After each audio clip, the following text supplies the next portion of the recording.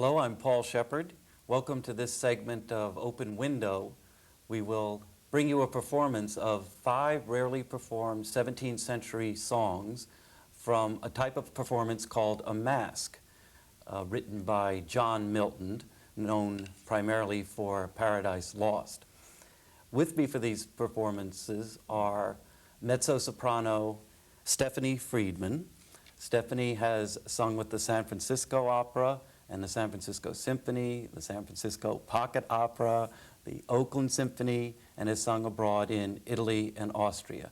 Thank you for coming, Stephanie. And also accompanied on the harpsichord by Professor Philip Brett, the professor of music who is also the director of the Collegium Musicum and has previously been director of the university chorus. Welcome to both of you. Philip, I thought maybe we could begin by asking you as a professor and a performer to tell us, is it unusual for a professor to work in this capacity, both in the classroom and outside of the classroom as a performer? And maybe you can tell us what performances you do other than the one we're about to see outside of the classroom. Yes, Paul. Well, I think most of us in the music department do perform in one way or another. And performance is a very important part of the work of the music department of the university. I've directed opera, put on large performances of works like the Mass in B minor. Some years ago, Stephanie and I worked together on Monteverdi's Orfeo, the first opera, and so on. There's a very rich performing life in the university. Mm-hmm. These songs that we're about to hear are from a masque, which I would ask you to define for our viewers what a masque is and how the music works in such a performance. Well, I think it's interesting to look at it from the point of view of the people that watched it and took part in it, because they were one and the same people. It was really a great excuse for a dance on the part of the aristocracy of Britain at that time. We tend to think of it as a literary form because Ben Jonson and, of course, John Milton in this case made it so. But in fact, it was an entertainment with lighting, beautiful scenery, dancing and music. And it ended with a grand dance in which everybody took part, including the lord of the manor or the king, whoever it was, who was the focus of the entertainment. Mm-hmm. And how would you describe the particular appeal of the music in such a piece, particularly the one that we're about to hear? Well, this is very special, these songs, because they were written by Henry Lawes, who has Milton's own affidavit as a musician. He said that Henry Lawes was the person that he liked to set his music. Now, poets always choose a musician, or often do, and they often choose the wrong one. Goethe didn't choose Schubert, he chose a rather boring German composer called Zelter as the composer of his poems. But in fact, Henry Lawes lived at a very difficult time when they were really trying to work out how to set the English language. And he made great strides in matching the sense, the syllable, and the natural declamation. And I think they're remarkable songs to try to make work in that way. People know the songs of Purcell much better, but in fact, if that groundwork hadn't been done by Lawes's generation, Purcell wouldn't have been the great songwriter we know him today. Mm-hmm. Stephanie, for you as a singer who has done a variety of work with lieder, opera, contemporary music, what is the appeal to you as a singer doing these pieces? Well, first of all, they're utterly different from much of the music that I do, and that's a challenge. I think probably challenge is the word. To make these work is not easy, even though they are beautifully set. They flow. If you were to read the poetry and then read the same line, let's say, set to music, it really works wonderfully. So they're a pleasure to sing. Mm-hmm. But also they're a challenge to make work, and I like challenges. Mm-hmm. I think that's... What can you tell us about the lyrics of this piece? We know there are 5 songs from the Masque, and can you give us sort of an introduction to the pieces that we're going to hear from a lyric point of view?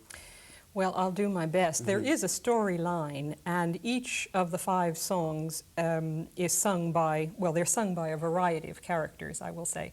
For example, the first song is by way of introduction, sung by the heavenly spirit who has come down, and he announces himself, and he says, I am from heaven, and describes heaven. And then we have the second song, which moves the plot along. The heroine of the drama is in deep trouble, and she's lost her brothers, whom she's been out in the woods with. She's separated from them, and she is accosted by Comus, who is not the hero exactly, the villain. And she's lost her brothers, as I say, and so she calls to Echo. She sings to Echo, a very beautiful song, please to tell her where they are so that she may find them. And in the third song, it's again the heroine, who is in fact the daughter of the family, the little girl, to aid her now. She's being set on by these terrible people who have come to do terrible things to her, and she is so completely innocent, she has no idea of how one confronts evil. So she calls to Sabrina. I sing Sabrina because it sounds better, but I think it's pronounced Sabrina, who is a sprite who lives in the river Severn, and she herself has had a terrible life. She's dead, of course, now. This is just her spirit. And so that Sabrina is equipped to come and help this young heroine because she knows what evil is, you see. And then we move on to the fourth song, which is again sung by the spirit, the heavenly spirit, who now, everything is all right now, and he comes on and he says, well, now we have these two children, and I'm about to present them to their parents. So all of you country bumpkins who have been dancing, please get out of the way because we have a new kind of dance now. And he then presents the children to the parents, and then he, in the fifth song, announces that he's going to go back where he came from, namely to heaven. Mm-hmm. Well, good. That certainly puts the songs in their setting for this elaborate masque. I would like to say before we go to the songs that the original purpose of this performance was in preparation for a program on John Milton, which a half-hour program which the university is performing and which we hope to have ready in the next year. Well, let's go then to the performance by Stephanie, accompanied by Philip, and we'll hear these 17th century songs from the Masque Comus by John Milton.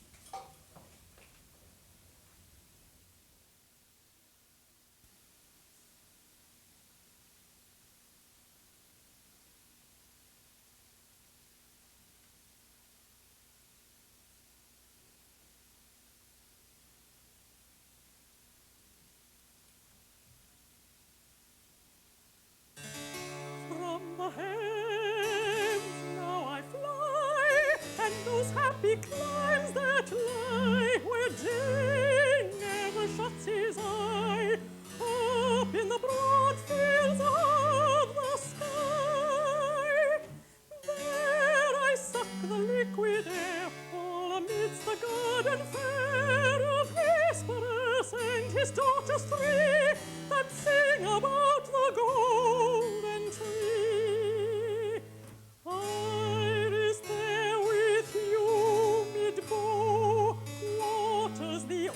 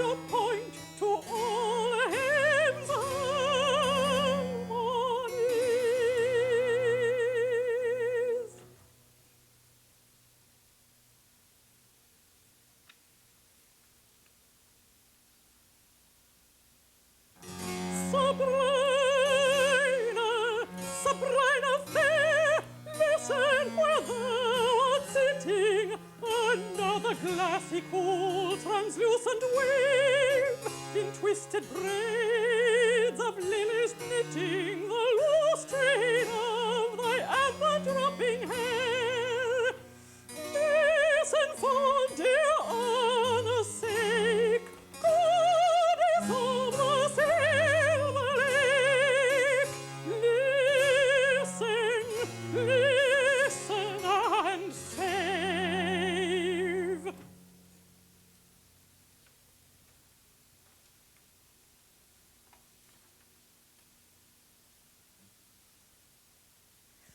Back, shepherds, back, enough your play till the next sunshine holiday. Here be, without duck or nod, other trippings to be trod, of lighter tones and such court guise as Mercury did first devise, with the mincing dryads, all the lawns and all the lees. Back, shepherds, back, enough your play till the next sunshine holiday. Here be, without duck or nod, other trippings to be trod, of lighter tones and such court guise as Mercury did first devise, with the mincing dryads, all the lawns and all the lees. Noble lord and lady bright, I have brought you new delight. Here behold, so goodly grown, 3 fair branches of your own. In that timely tried their youth, their faith, their patience, and their truth, and sent them here through harder seas with a crown of deathless praise, to triumph in victorious times o'er sensual folly and intemperance.